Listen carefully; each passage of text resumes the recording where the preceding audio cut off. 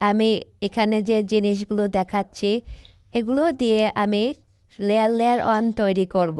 প্রথমে খোল, তারপরে ভুসি, তারপর ভুট্টা ভাঙা, তারপর লেয়ার লেয়ার অন এবং গম ভাঙা, এগুলো আমি মিশিয়ে নেব।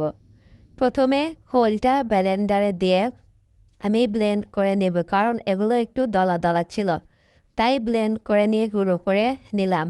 এর মধ্যে ভুট্টা ভাঙা মিশিয়ে দিলাম, তারপর ভুসিটা মিশিয়ে দিলাম। ভুসি মিশিয়ে দেওয়ার পর একটু নাড়াচাড়া করে এখানে আমি লেয়ার লেয়ার অনটা ঢেলে দিব।